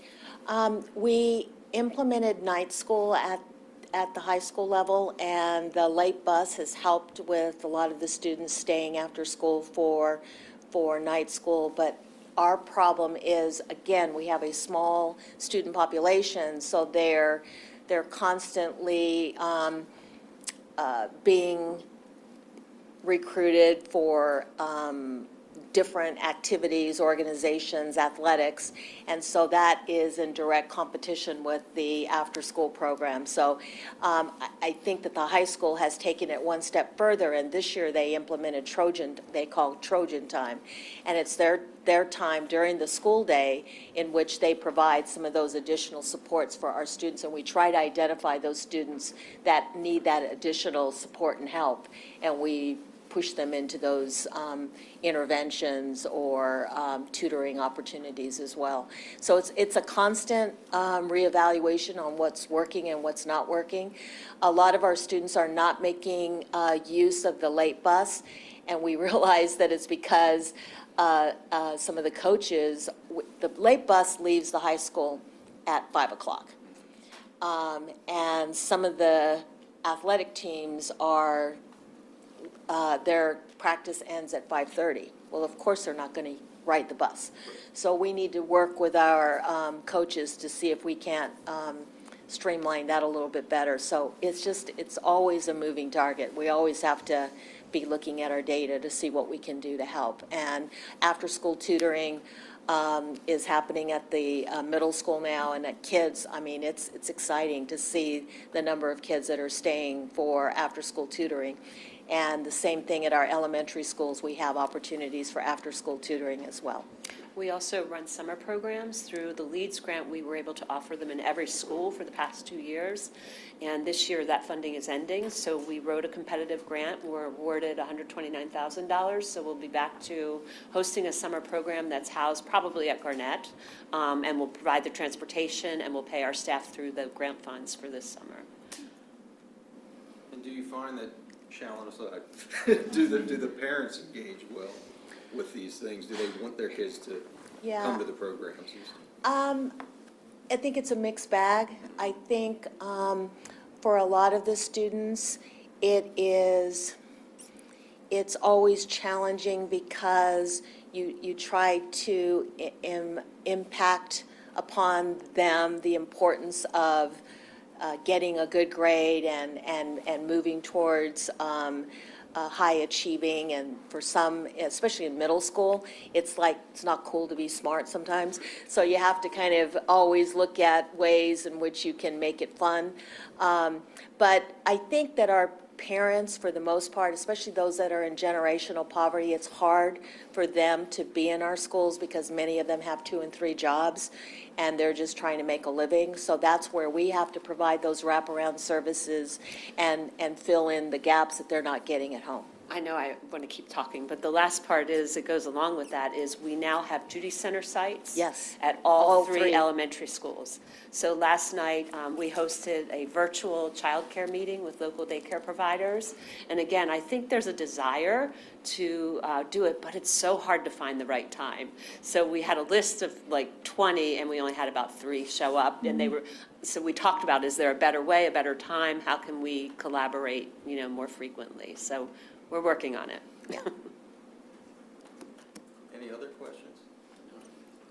That was a great presentation. Oh, Can I say yeah, something? yeah. I had the good fortune of already being pretty in tune with what the good work that's being done in our public schools. And so I'm not surprised by much of the encouragement that we've heard today and the outcomes that are happening that are really good. My biggest takeaway from this today that I think is an Economic and Tourism Commission point more than the schools is the fact that I don't think that many of us in Kent County really perceive our county to be 70% in the poverty. Right, And the haves and the have-nots. exactly. The huge disparity and the percentages of the haves and the have-nots. We don't have a magic wand we can wave, but until we really are aware of it and really address it, and I don't mean in our schools, I'm talking about in our county. Right. Our schools have to address it every day, and they are. But the rest of us, including me, in our daily work and our job and our perception and the groups we're in and the committees and nonprofits and everything else, I don't think we as a group really perceive ourselves to be as much of a have and have not county as we really are. And I don't know how we're going to do something about it until we really at least recognize it and perceive it and take it head on and address it. Right, and I think that there's often, I mean, I've heard this even from, at least one of our board members say, we don't want to hear about poverty. Well, I'm sorry, we have to talk about poverty. We're not making excuses for poverty. We're certainly not saying we're going to throw up our hands and say we can't do anything because look at our poverty rate. We can't do that. But what we're saying is it is a significant challenge that we have. And if you look at all of the other school systems that have high poverty, they are also having those challenges. And we are not the same as some of our neighboring counties. We do not have the same demographics, and it's hurtful and it's very, it really doesn't, it's different context. It's comparing us to our, some of our neighboring counties that have such different demographics. They have, what I would say is, how are your schools doing that are your students that are living in poverty, how are they doing? When you pull them out, how are they doing?